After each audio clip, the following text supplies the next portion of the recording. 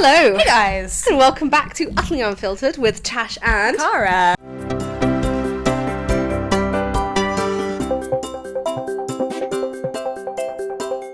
We just had a cookie, so I'm feeling so good. We needed a little sugar boost. I did need that. That was essential. Me too.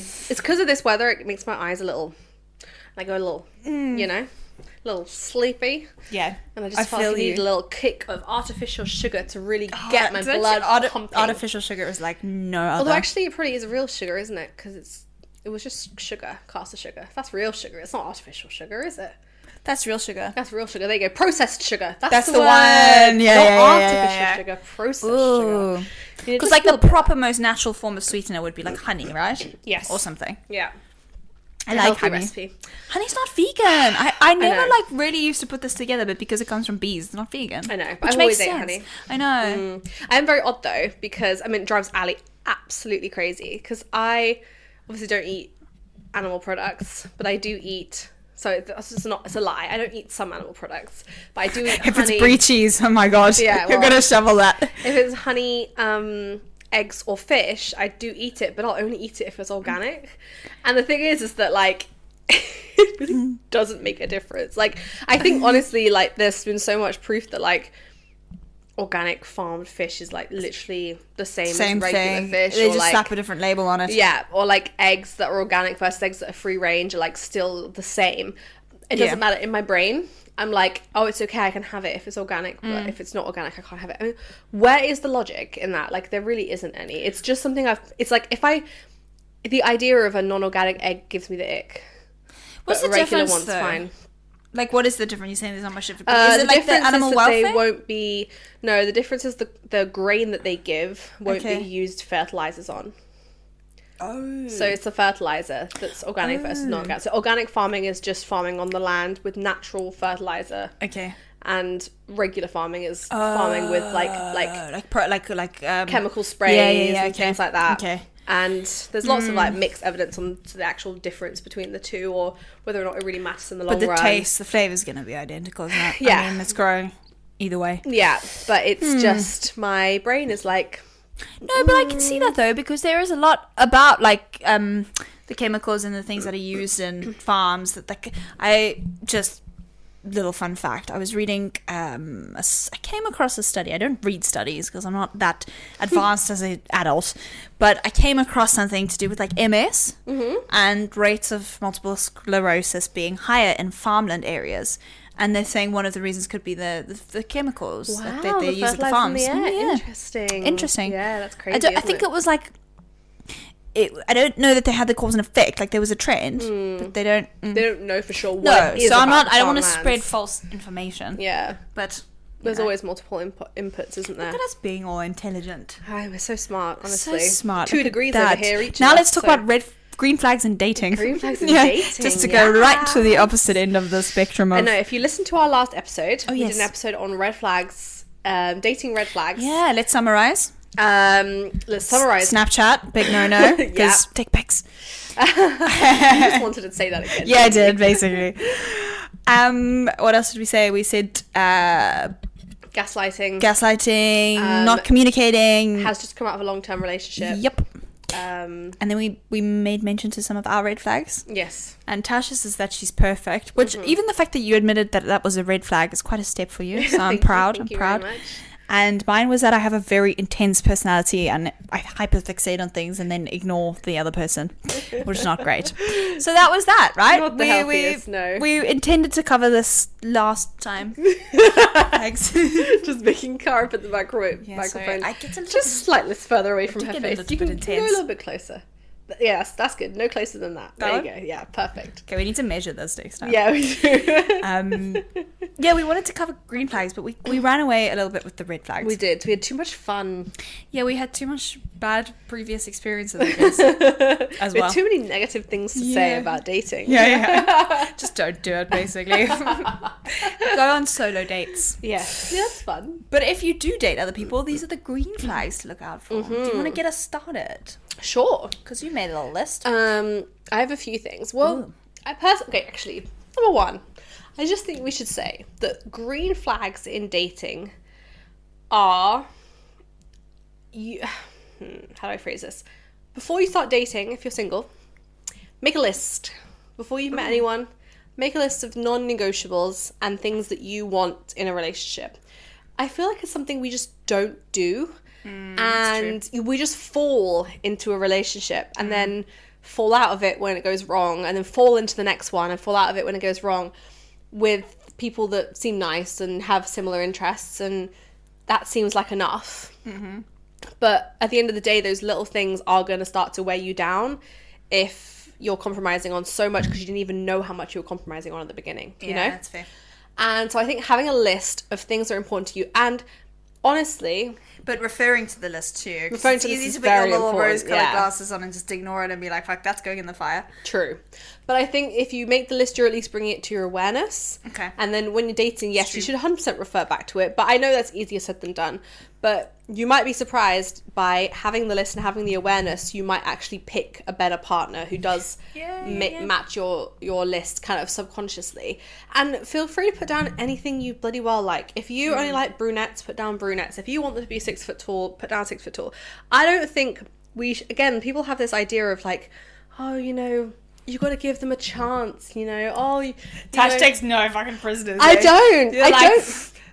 Because I like it. I appreciate it. I respect that. This it's short-term thinking. It is. If you think, oh no, give them a chance, that's short-term thinking. You're thinking they could make me happy right now.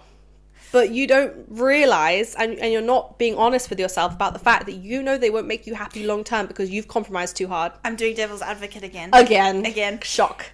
Don't you think though, a lot of the times people will keep going for the same type. They will say, it has to be brunette and they have to be tall. Then they'll meet someone who's none of those things, but they're like actually a healthy change for them. Yeah, there maybe, are healthy maybe changes 1% of the time. Okay. 1% of the time, maybe. Yeah, sure. There are definitely, I'm sure, cases out there of people. Well, I'm sure it's at least like 10% of the time. And I bet you millions of dollars that they would not ever tell you otherwise if they did feel like they were compromising later on in the relationship. There's this scene in Sex and the City, and it's oh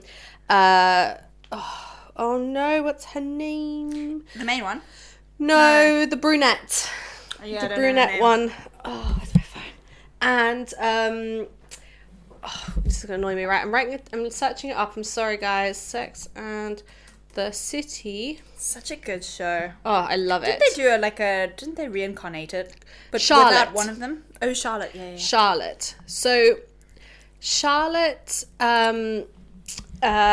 gets married or meets this man called Harry, and they date, and Charlotte's beautiful and tall and so lovely and so gorgeous and perfect, you know, traditionally beautiful woman. And Harry is kind of like short and bald and with glasses, and he's a really nice guy, but like, you know, you just don't see them on the same level. And I think she's wanting to get engaged or something, or he's not listening to her, and she's he's on his computer, he's at his desk or whatever, I can't remember exactly the scene, and she's like, they're arguing, and she says, look at you, look at me, do you not realize what people say when they see us out together?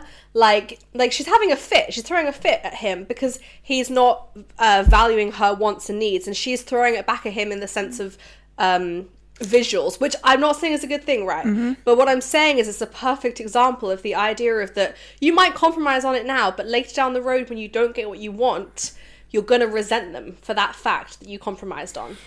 Yes, but it depends if that's something that's healthy or not healthy for you. If you like people that are, if say you're dating a guy and you like guys that are really confident, but they just happen to be the ones you've dated in the past also arrogant. I'm not saying everyone who's confident is arrogant, but you know the type, like sporty, confident, social, and then it's not working out because they're fuckboys and they get drunk all the time. Yeah. Maybe then you do need to like reevaluate and reassess and be like, okay, cool, the list that I would have made with all these things, maybe instead of that I should choose someone who values my feelings, someone who can communicate. But I think you should put those things down before you meet that person. Sure. Rather than you meet somebody and then you're like, actually, you know what? I don't really care so much if they're that driven in their career because, he's really nice to me and he buys me things and his daddy gives him money. so he's like, you know, he's still got money to spend on me, it's just that he's not driven in his career. Like, that's fine. Sounds good. It's like, that sounds good until, joking, you know, the money runs out and he's got no drive and he's sat in his ass all day and, you know, and he's miserable about his career and all those kinds of things. Okay, so you're saying go into it with a clear expectation for what you want to get out of it, which I agree with. I will stop challenging you then. I agree. Yeah. I do agree. So that was just my little prerequisite, is just make sure you have a list, because your green flags are going to be very personal to you and what you want and need in a relationship, and your wants and needs are important, and you should you shouldn't have to compromise on them at the beginning. I think later on compromise comes. It does come. Okay. But at the very beginning, when you're first meeting someone, I do think it should be a fairy tale. What about love? What do you mean? Like, what if, like, there's so many red flags, but you just love them? Yeah, probably because you've got some kind of, like, trauma bond toxic love for them that's not actually real. Go to therapy. I'm just messing with Tash now. I'm just messing with you. But yes, I agree. Oh, but one thing we also don't do, because you were saying that we don't often, like, have very clear kind of, like, ideas for what we want. We also, with that person, be them a friend or a romantic partner, I don't think people nowadays will go into relationships and talk to each other about what they want from it, which I think can be damaging. Yeah. Because if, say, you meet someone and it's like, and you feel like, you know, you want to invest a lot of time and energy in this person, but for you, they're just like a sort of chapter in their story. I don't know. I just think it's worth. I don't know if we'll ever get to the point, or if some people do this, that would be, like, that's awesome. Of saying, oh, hey, like, even friendships, like, hey, I'm Cara, like, I these are my interests, what are your interests, this is kind of how much time I have, I'm probably not going to communicate with you daily, no, I'm definitely not, maybe I'll see you once or twice a month, and these are the things I like to go for coffee or go for lunch, like, what do you expect from this relationship? Yeah. Because that other person might be thinking, cool, I'm going to see you every weekend. Yeah. And that's when the conflict comes. Yeah. Because then you feel like you're letting each other down, or you're not. But imagine if we actually just had those conversations. Sorry. It would be so good, because at the end of the day, you're just not each other's person if that's the case, are you? No. So it's like, that's perfect. But we don't do it. I was getting ready. Every time I get intense, it's like, comes a rip. I need to get you one of these. Yeah, you do. Yeah. It's kind of awkward to hold. She's got this, like, really confusing setup with lots of wires over here and lots of nozzles, whereas mine's just a plug-in. All right, Jesus. Mine's actually... Your birthday's coming up. For your birthday, I'm getting you a podcast mic. I hope you're okay with that. Yeah, sure. Excellent. I didn't know I was getting a present, so that's great. Can I have it with the side of a painting, please? Yeah, of course you can. You can even paint the card. I'm game with that. Awesome. I love that. Green flags. All right. Okay, do you want to start? Okay. Let's go. I've ranted plenty of... Okay. Yeah, you did do the ranting. I'm curious to hear about your green flags, because I don't know if you have any. Oh, my personal. Just what I want. It makes me tea when I want it. Cooks for me. All of those things I agree with. Okay, cool. So, it kind of goes back to Tash and I were having a conversation in between the podcasts, because I just think we don't stop talking, do we? No, never. Which I love. And it was all about, like, I think it was on the topic of compromise off the back of the last podcast that we've just done about red flags, and we were saying, like, I think I was saying that for me it's more important, because inevitably you will have conflicts with people in your life, significant others probably more so, because you're with them and you're spending your lives, you know, you're with each other working on something together. But for me it's always more important how you deal with the conflict and how you resolve it. So I think a massive green flag is someone who is a problem solver and will give you solutions rather than focus and harp on the problem. Like, if there's an issue, we need to address it. I don't like this whole, like, cold shoulder, like, I'm not going to talk to you, or let's take time, or, like, come to me with the solution. Yeah. Be like, cool, this has happened. We're not agreeing on this. What can we do? Like, solve it with me. Don't you want an adult right? Which should be simple. Yeah. But it's not always. No. So this is I very much like. Yeah. So maybe this is all personal to us, by the way, when we talk about these green and red flags. I am someone who... We only have our own experiences after all. Exactly. I am a very sensitive soul. And I like my feelings to be heard and valued and dealt with very delicately. So when someone is gentle with me, I very much appreciate it. Yeah. Honesty, yes. But not to the point where it's like, Cara, you know, why are you doing why are you becoming a musician? Like, you know, there's no money in it. Like, get a job. More like, oh, so I can see this is really, you're really interested in this. It's probably not like a lot of financial stability. Have you considered doing both? You know, like I'm a soft soul. I need someone to. Want to be gentle parented. Yeah, exactly. You're gonna be given the options and made the decision yourself. Which is amazing that our friendship actually works. But I'm so blunt. But sometimes I need it too. Sometimes I need a kick up the arse. But I just think the emotional maturity of being able to take on my feelings and hear them out and respect them, not make me feel silly. Like, I hate it if I'm telling someone that I feel a certain way, or I'm overthinking, because I do, and they get annoyed or impatient with me, or they tell me, like, stop being ridiculous, or just, like, move on, or they brush it off, or they don't hear it, or they get tired of hearing it because they go on and on and on. Like, if you pay attention to my feelings, oh my God, that is a love language for me. That's a big green flag. It also shows me that you can put your own sort of, like, preconceptions or judgments or aside. Ego as well. And open the space for me to have my space. You know, just as much as I want you to have yours. I love mine that. are always quite deep, aren't they? No, I like that because you're green really and red thinking about it. So I think it's important. I think like making an effort with the people that are in my life. That's a big one too. Like friends making and an effort with family. my family, making, like, communicating. Even if you're not the biggest communicator, like, just making an effort. Like, wanting to do something that you wouldn't ordinarily do because it's important to that person. I totally agree with that. I have one that's similar to that as well, which is wants to meet your friends / gets on with the girls. Like, for me, that is so important. And I also just think if you're dating someone and they are interested in the people that you care about, and they're interested in meeting your friends, and they want to fit into your friendship group, and they want to meet your friend's boyfriend and hang out and that kind of thing, I love that. I think that's such a green flag, because it shows you that they don't expect you to fit into their life. They want to fit into your life. And, like, for me, that's, like, the ultimate, like, sign of commitment and, like, interest, you know?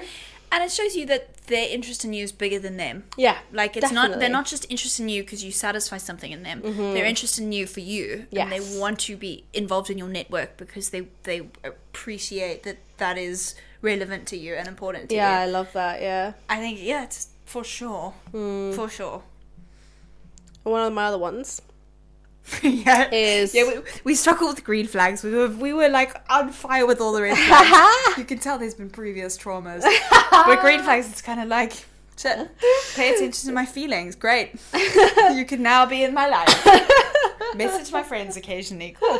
Not message them, hang out with them. But Ali sometimes will like comment on my. But me and Ali have been together for 2.5 years, so but it's cute. I like you guys have hung out multiple times. I'm thinking, like, when you're dating he's actually someone, my bestie. Like, Tash is just. Ali does get on with all of my friends and all of my friends' partners, really cool. And that is, and the thing is that was one of the things on my list, right? Oh, cool. Before I started dating again, it was non-negotiables. I was like, it's very important to me that I have someone who gets on with my friends and is sociable and is confident on their own and doesn't need me to be that's a buffer big one between them and other people. God. I love that, I love that. Because I think, like, I'm very sociable, but I'm also introverted. I don't want to be the center of attention. So I need somebody who can be my co-host in life. Hold their own, you know?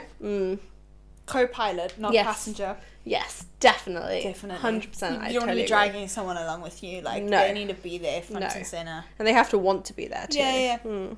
So similar to this, I guess, is close to their family. Like, for me, again, another one thing it was on my list, and I think, when I say close to their family, I don't mean they have to not have any parental issues or sibling issues, or, you know, just like, or even too close or whatever. We all have stuff, right? But they have to speak about their family with respect. They have to appreciate their siblings and enjoy their company. And that kind of thing, I think, is so important to me, because I think... And this is not 100% true for every single situation. So I want to just preface with that, because I know that a lot of people are born into families where they have to pull themselves out of it because of just issues and trauma and Yeah. abuse and all those kinds of things. So it's really not talking about that. If that's you get to choose who your family are as well, you know? So it's like, if your family isn't actually your blood related family, that's okay too. Like, if your family is the neighbour and their family who you grew up close to, or your cousin. It's not relevant, is it? It's more that you can you have that depth of relationship with people. With that other you people, value. exactly. The people you spend Christmas with every year, the people whose weddings you'll be at, those kinds of people, they're your family. So it's really what I'm referring to. And you can also say close to their friends, this as well. I think a lot of the time though, and again, I am really looking at this as a woman who dates men, so just please take this all with a pinch of salt, because I am speaking about it from like that perspective.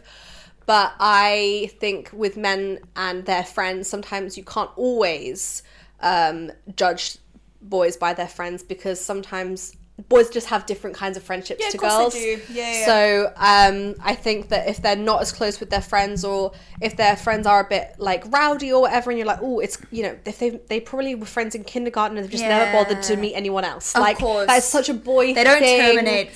They don't terminate friendships unless something horrible happens. Yeah. They accept.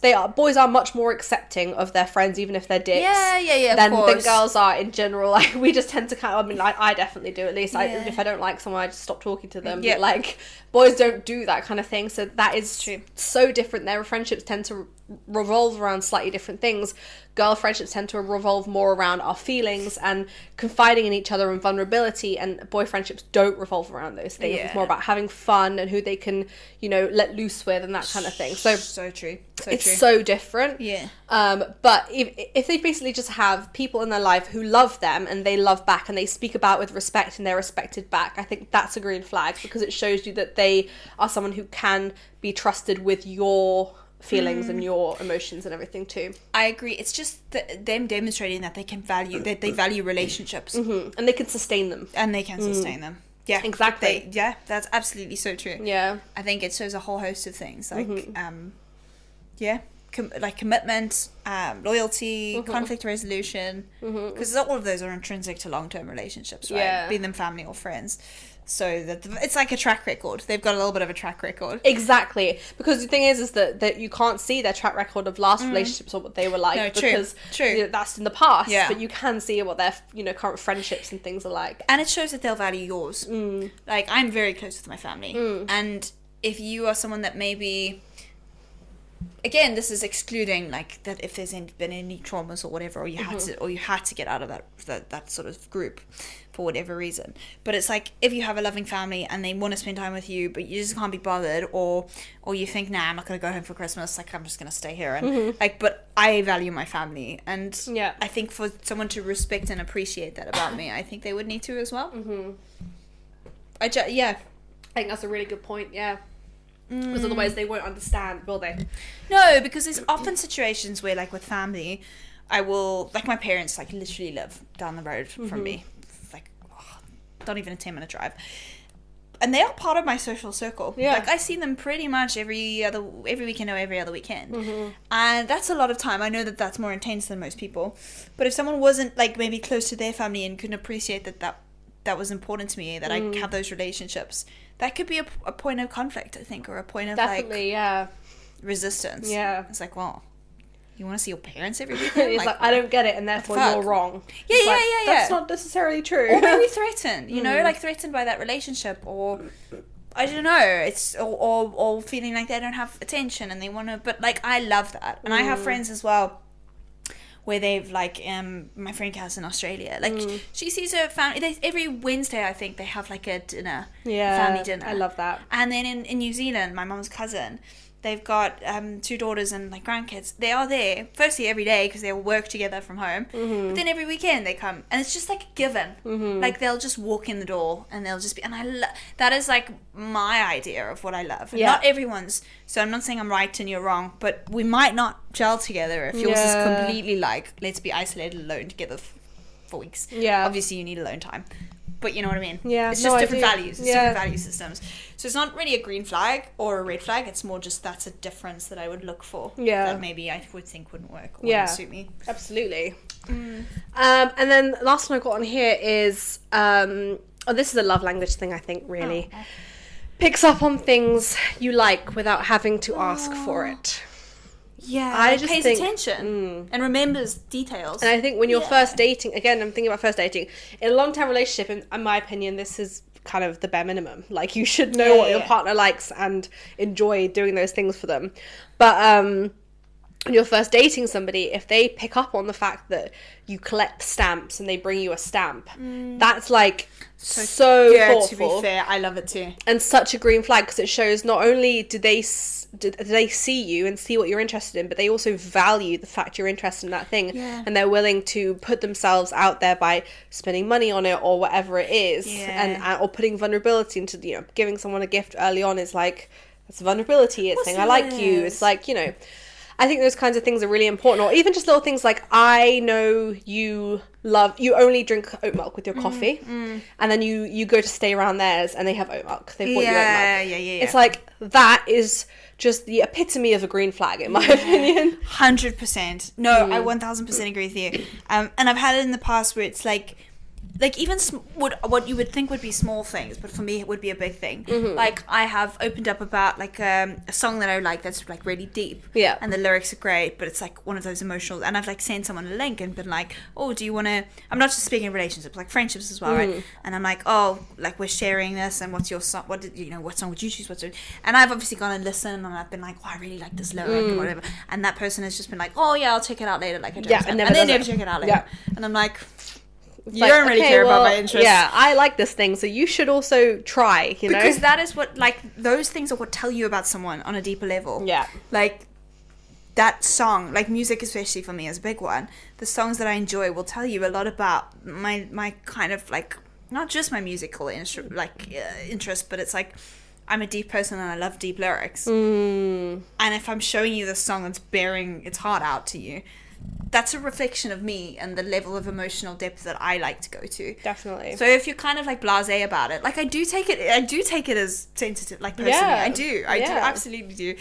So you're so right, but paying attention to you and noticing that you don't take milk in your coffee, or that you like oat milk, or wanting to get to know you better. I think it's so important that people pay attention to you and want to ask those questions about you. They have that real, like, they want to get to know you, and recognize that a way to do that is by picking up on your habits. And you're right, the ultimate love languages, and then actually being the ones that you don't even have to, and I've tried to explain this before, is like, it's not that, like, because I love the acts of service, love language, right? We should do a podcast on love languages. Oh my god, I fucking love them. So good. But for me, I've always had this, like, the question asked to me, like, okay, just tell me what you want, though. Like, tell me you want a cup of tea, I'll make you a cup of tea. No, I want you to know that I need a cup of tea because it's been a long day, or because you know me enough to know. Like, I don't want to hold your hand and how to treat me. Like, you should know. If you don't know, you're not paying attention. Yeah. Pay attention. God damn it. I agree. But yeah, another massive green flag for me is how they treat other people. So say you're at, like, a restaurant and they're really polite to the waiter, or just that they want to, like, I don't know, I think it's so important that they treat other people with respect and the courtesy and the politeness. And if they're just kind of rude to other people, it just tells me that you don't value other humans. And I don't know, I think that's a big one. Yeah, I agree with you. It's like, if they get a call from an unknown number, they pick up the phone and they're like, what do you want? Whatever. Yeah. It's like, okay, well, yeah, it might be whoever, but you could at least be nice about it. Or like, someone comes to your front door and you don't want whatever they're flogging. It's like, okay, thanks for calling, I'm not interested. If you mind taking this off your list, that'd be great. Shut the door. Done. You don't have to be like, no, go away, what's wrong with you? No, for sure. Don't ever come to this house again. Just respecting other humans because everyone's just trying to do the best with what they have, and I think you have to have empathy for every single person. So, like, just, I don't know what's going to happen. And just being emotionally available, right? Like, I know that there's this, like we were saying last episode, I think, like, I know that particularly sometimes with guys, there's been a sense that maybe, like, growing up they weren't able to share, or didn't feel comfortable to share their emotions, or it wasn't, like, manly.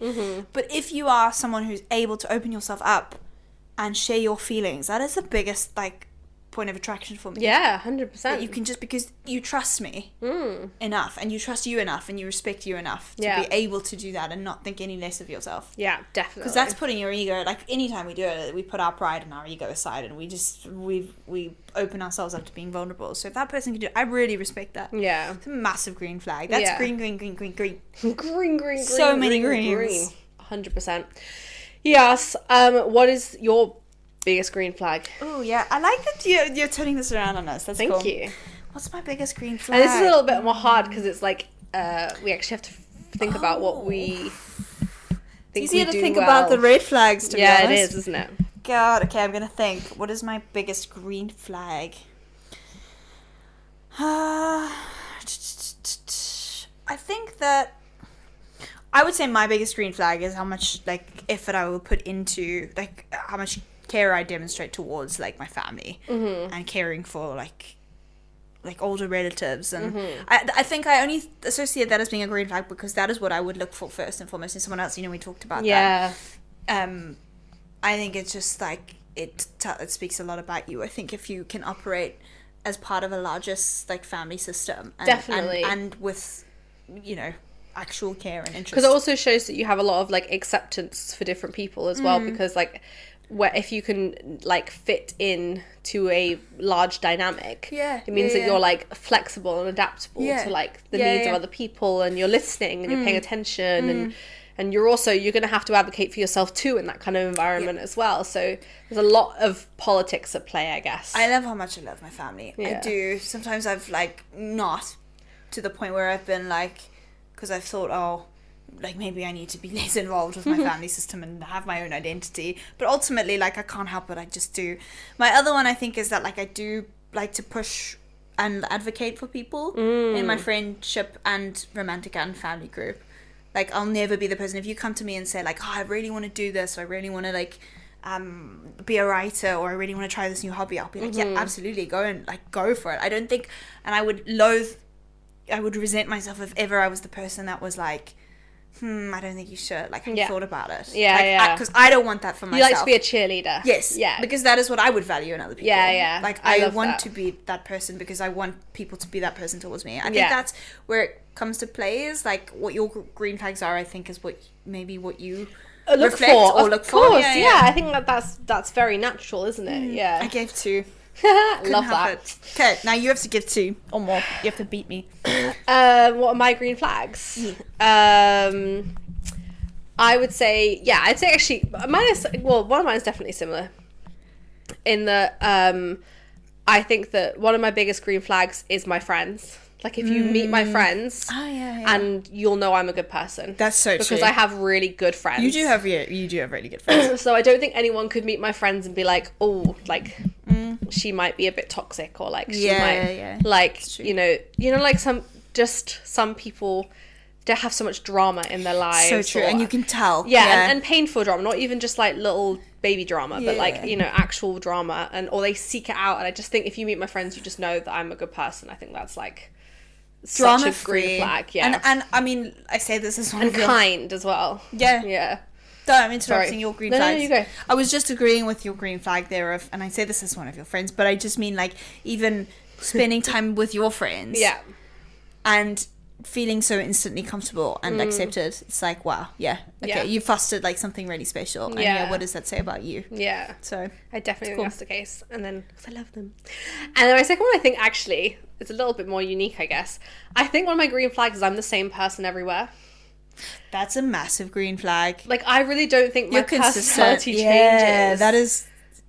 Where I am, who you are. There's no front or like mask or anything. And that definitely wasn't always the case. I've definitely like fostered that. I think I've had less tolerance over the years, and that means tolerance for myself and my own bullshit too.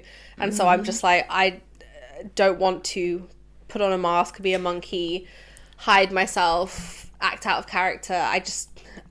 I'm just going to be myself everywhere. And it's caused issues in the sense of like, in the past with like social anxiety and being annoyed with myself for not being able to be more bubbly.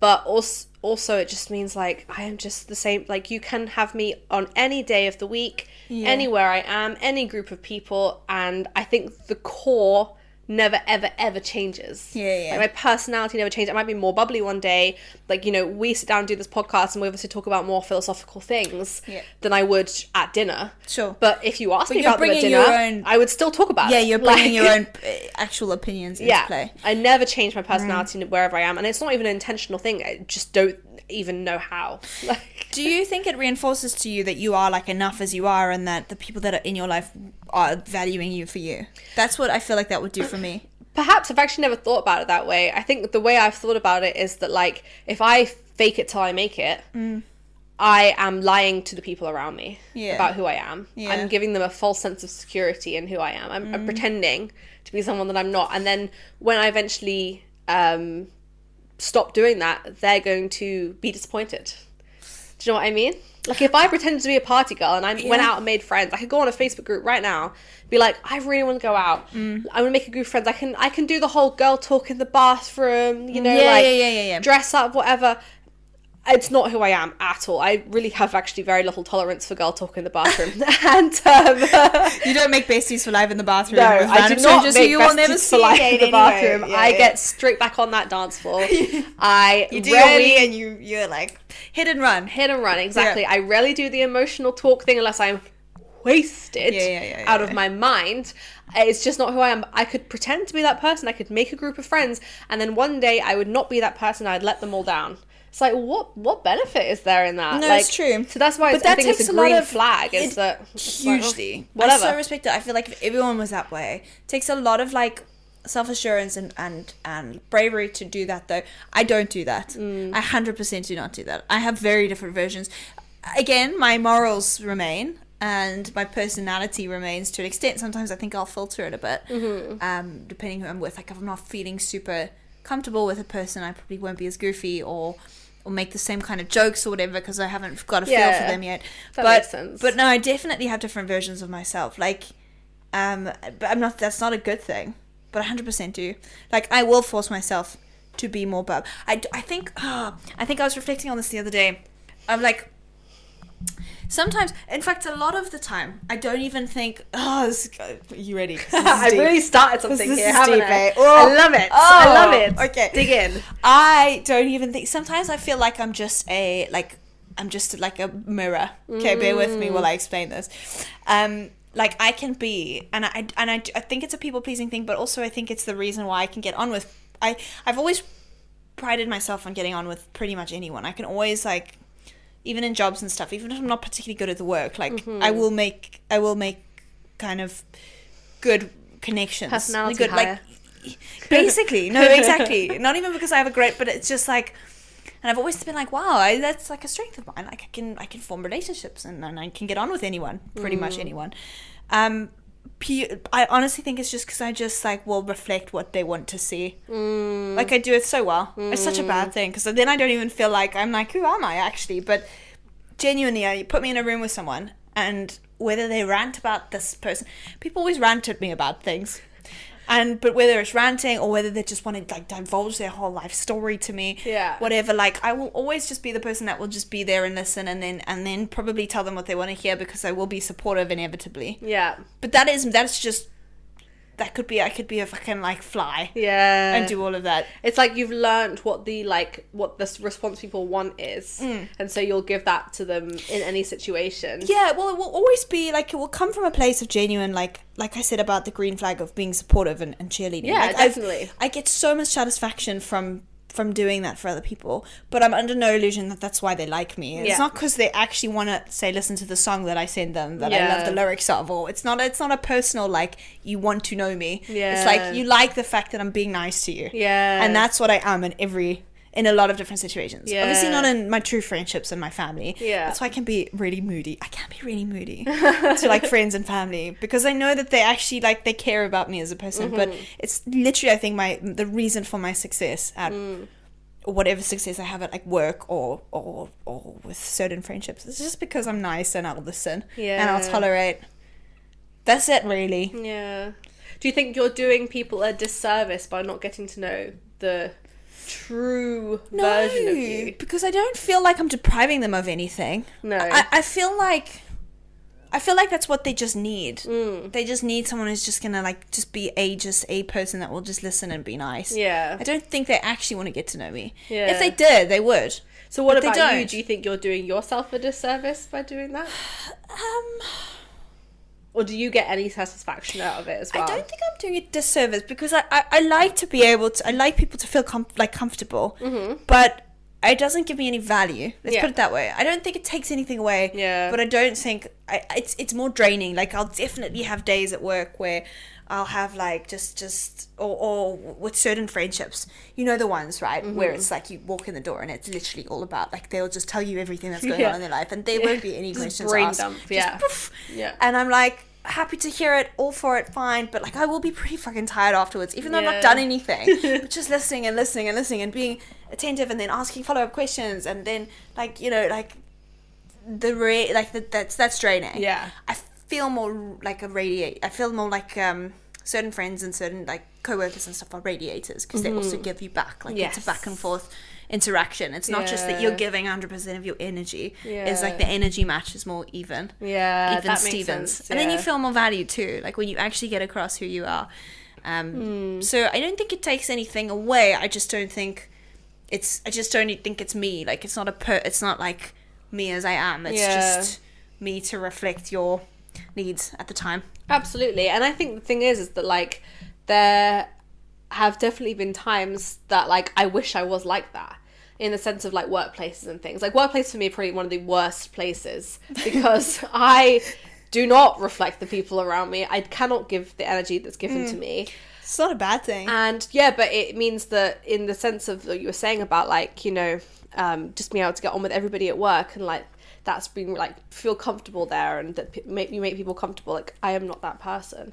Like I people will try to spark up a friendship or a conversation with me. I'm like, I don't care. That's because you know who you are and like you're not prepared to sacrifice it. Yeah, but I guess I'm probably missing out on opportunities to make actual friendships with people because but then at the same time it's like, well, actually if they are going to be a real friend, they're gonna like what they see. But that's exactly what I'm saying. Yeah. Like if you just are who you are, Yeah. and the people around you stick with you, Yeah. they do like you for you, and then you don't have to keep putting this like pretense up where, you know, you're seeing someone different than who you are. That's a very good point. I remember I was there was a therapist once that I was talking to. This is years ago, and I did think that I kind of was performing in certain situations. And he was like, when you think about your friends or your friends' partners or whoever or a big group of people, and if you see them all around a table, if you look around the table, are they all loud? Are they all sociable? Do they all act the same way? And I was like, well, no. They were like,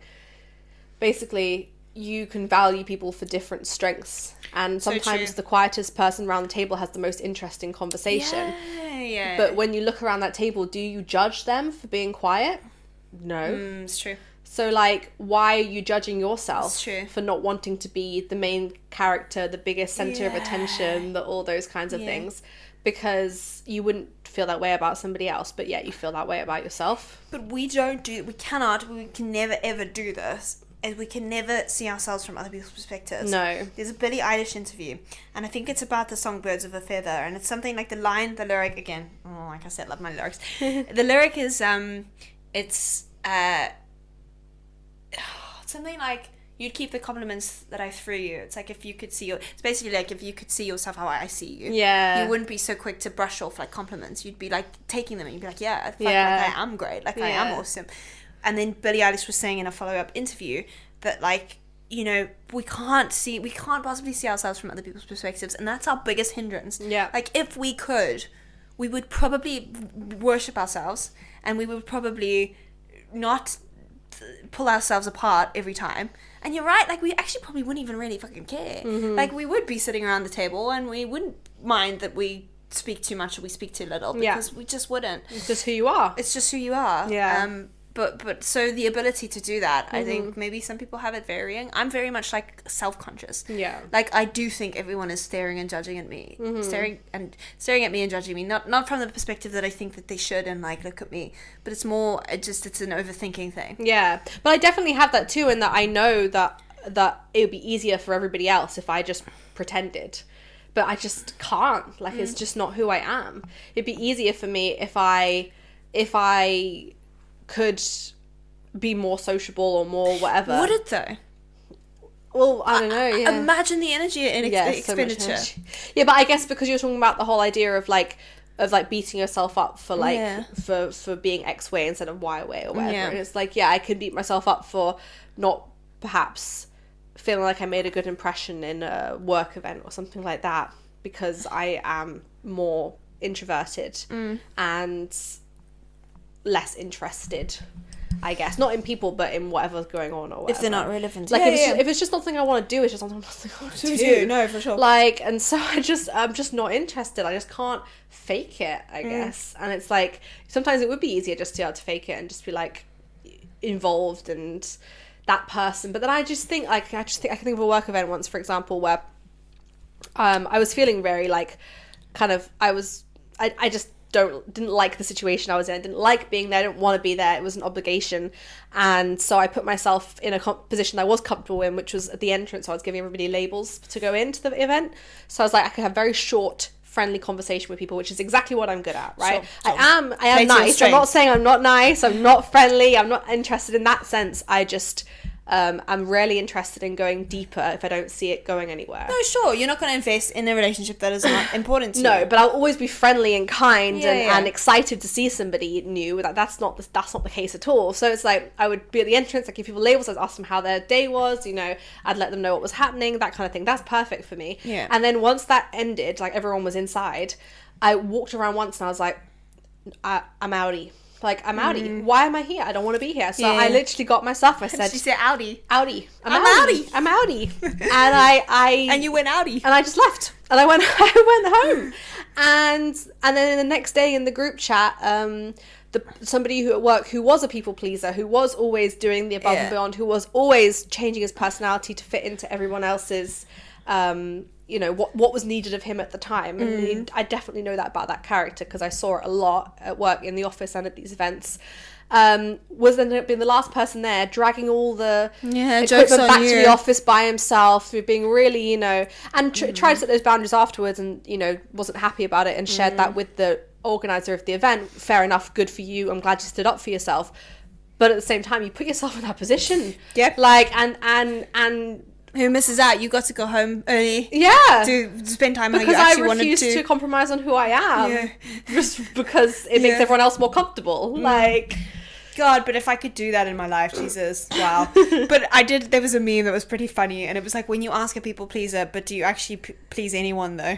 And I was like, fuck. Like, all that energy and time, and it's so right. Like, you will never please everyone because everyone is looking for something different. No, and I actually do feel like I do please the people in my life who I care about. I do think because they value my friends you. And family and my family-in-law and my parents and all that kind of thing, I do think they do like me for who I am. Like, I don't think I'm making them miss out on something by not pretending to be someone I'm not. Well, no, exactly. So I actually think everyone who I care about is getting what they need from me. And that's important. Yeah. Absolutely. Yeah. Can you write me a book on how to do that? That'd be great. I don't have to read any self-help books. You could just tell me. That would be I don't awesome. know the secret sauce. We've spoken about this before in our people pleasing episode, which is a really good episode if you want to go back and listen to it.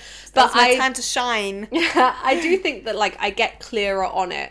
Like, as I get older every year, I just feel more and more clear on what it means and if it's a good thing. And I know how I come across in elements of this episode and the last episode as perhaps a little bit tough love, a little bit assertive or whatever, but it doesn't actually like mean that like that's my personality in the sense of like not giving, not kind, not caring, because it's not. Like, I am those things. I know I'm those things. It's just like, for sure, I am those things to the people who I care about. I am not going to be those things to everybody just because they want it from me. No, for sure. Like, for sure. So, you absolutely, like, you are so much more further ahead in terms of knowing who you are.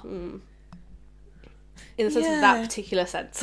Not in, like, the sense of my career or what I do with the rest of my life or any of those things. Yeah, but, like, I'm way steps behind you because I'm there too. And then also, like, wow. You know what you want to do with your life. Yeah, I just don't know how to do it. Yeah, well, that's Worse. technicalities. No. That's technicalities. That's I can't even pick a path, Cara. At least you found one, It's all noughts and crosses, isn't it? It's Oh, meaning? I don't even know if that's a saying. I don't know what it does mean. It's all noughts and crosses. It sounds like it should be, but I'm trying to think of what that would actually mean. Swings and roundabouts? No. That's definitely one. It's all swings and roundabouts. That is, but noughts and crosses? Well, it's like the game. Some people are noughts and some people are crosses. I don't really know. I'm like a I don't know. I'm a triangle at this point. On that note, so much. Cool. This was about green flags, and then we went into a deep, like, who am I type of vibe. As per usual. That's just what you get with us, guys. Thanks for being here still. If you are still here, you clearly appreciate the fact that we completely go on various tangents and sometimes circle back, sometimes don't. Sometimes noughts and crosses. Honestly, it's so good. It's a great episode. Nice. All right, thank you so much for listening. Thank you, guys. Don't forget to like, subscribe, follow, and leave us a 5-star rating and come back next week.